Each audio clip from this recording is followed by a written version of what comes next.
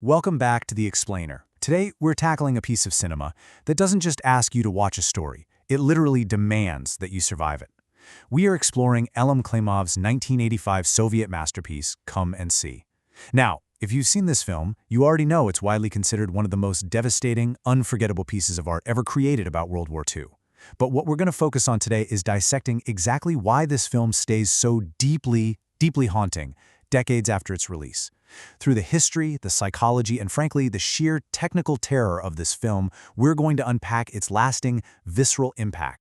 Check out this reaction from a viewer, because I think it hits the nail right on the head. They said, "Watching this, I came to the realization that every war film should be a horror film." And honestly, they're totally right. Growing up, a lot of us were fed war films that were basically just macho hero narratives, right? Epic tales of bravery, brotherhood, clean victories. Come and See violently rejects all of that. It operates purely as a hallucinatory horror film. It strips away all the polish to expose the absolute universal dehumanization of war. It's really not just a movie. It's a waking nightmare that completely blurs the line between historical documentation and a surreal apocalypse. All right, Section 1, the ultimate anti-war film.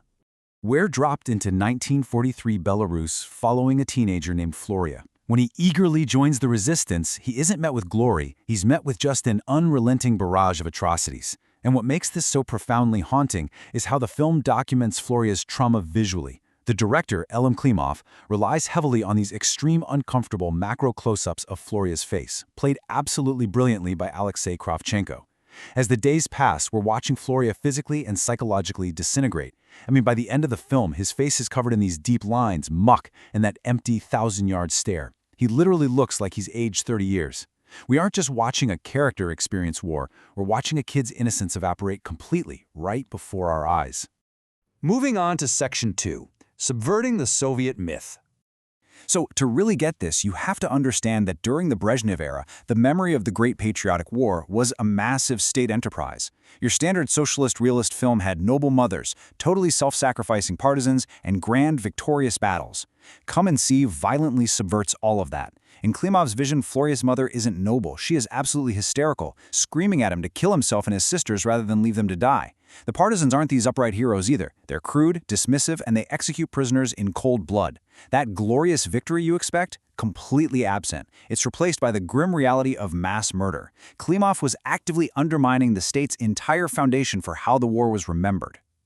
And because it was so subversive, getting this thing made was a monumental struggle.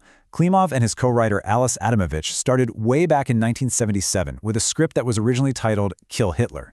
For 8 long years, they battled intense censorship from the Soviet State Film Agency. The authorities just couldn't handle this uncompromised, unromanticized depiction of the genocide in Belarusia. Actually, it wasn't until the post-Brezhnev era, right at the start of Glasnost in 1985, that the film finally saw the light of day. Its legacy is so strong that even in 2017, its restoration won at Venice Classics. But the big takeaway here is that this vision was so potent, the government literally tried to bury it for nearly a decade. Which brings us to Section 3, forging an acoustic nightmare. Instead of relying on traditional movie magic to tell us how we're supposed to feel, Klimov utilized this vital concept, acoustic realism, or specifically bellophonic sound.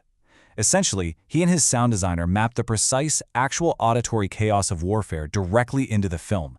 They built this totally immersive environment of explosions, gunfire, and mechanical terror. This isn't just background noise to set the scene. It's a psychological tool specifically designed to induce emotional shock in you, the viewer, perfectly mirroring Floria's own disorientation. The sound designer, Viktor Reznikov, achieves this shock through some really deliberate, unsettling choices. In most war epics, you have that sweeping, patriotic music guiding your emotions, right? Well, here, there's an active, noticeable absence of that comfort. When music does show up, it's dissonant, slow, and wandering, giving you absolutely zero emotional resolution. But what really sticks with you is the physical assault of the sound. The film uses these deafening explosions that abruptly cut to a silence ringing. It perfectly mimics the actual physiological sensation of deafness and shell shock. By stripping out the music and leaving us with ringing ears and white noise, the film forces us to experience the exact same emotional numbness that Flyora is suffering on screen. Let's dive into Section 4, the physical toll of realism. To say this production was intense is a massive understatement. The crew actually used extensive live ammunition. We're talking real bullets flying literally inches above the actors' heads to capture genuine terror and the authentic sound of passing fire. Tragically, a real cow was actually killed by live crossfire during one of the scenes. Visually, the film is shot using these incredibly smooth Steadicam movements, which creates this sort of amoral floating perspective where the violence feels completely inescapable. It's just everywhere in the frame. The psychological strain on the set was so heavy that the teenage lead, Alexei Kravchenko, actually had to be hypnotized just to endure the emotional and physical terror of the shoot. I mean, they were using methods that practically erase the line between acting and actual trauma. You can feel that reality bleeding right through the screen. To really appreciate this, we need to look at how Klimov broke from his predecessors. Compare this to Andrei Tarkovsky's brilliant 1962 film Ivan's Childhood, which also deals with the child in war. Tarkovsky focused on internal trauma, using symbolic dreams and subjective camera work to put you inside the protagonist's mind. It's beautiful and nuanced. Klimov, however, zeroes in on external trauma. He violently rips you out of the dream space and thrusts you directly into the physical, objective horror of the event. You aren't watching some poetic, symbolic representation of a massacre. You are trapped in a barn with blaring music, barking dogs, and screaming villagers. It is unsparing, and it makes the trauma uncomfortably physical for us as viewers. And all of this external trauma builds to one incredibly staggering historical fact: 628. Near the end of the film, as Flyora and the partisans disappear into the dark forest, a title card drops this sobering revelation. 628 Belarusian villages were completely destroyed, along with all their inhabitants, during the Nazi occupation. This single number takes the localized, intimate hell we've just been put through with Flyora and scales it up to an almost incomprehensible level of genocide. Finally, Section 5, Reversing History's Trauma. So after surviving the massacre, Flyora finds a portrait of Adolf Hitler lying in a puddle of mud. In this moment of pure, desperate catharsis, he raises his rifle and just starts firing. And then something visually incredible happens. With every single gunshot Flyora fires, the film cuts to real, archival documentary footage of the Nazis. But the footage is playing rapidly in reverse. Buildings unexplode, concentration camps literally unbuild themselves, rallies run backward. Flyora is attempting to shoot history backward. With each pull of the trigger, he's turning back the clock, until the footage devolves all the way back to a photograph of Hitler as an innocent infant in his mother's arms. And this right here is where the entire philosophy of the film crystallizes. Faced with this image of baby Hitler, Flyora has the ultimate choice. Does he pull the trigger and erase the monster before he even begins? No.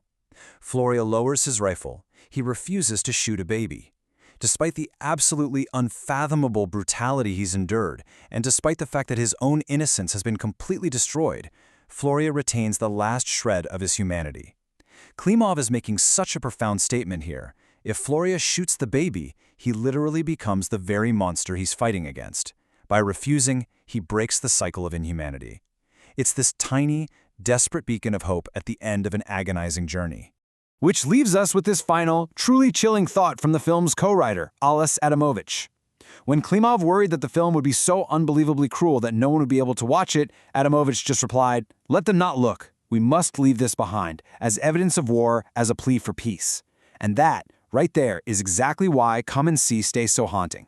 It's an artifact. It's a brutal inoculation against the romanticization of combat. It forces us to ask ourselves, if art has to be this agonizing just to show us the truth of our own history, what does that say about what human beings are actually capable of? Take a second to really think about that. Thank you so much for joining me for this explainer, and I'll catch you next time.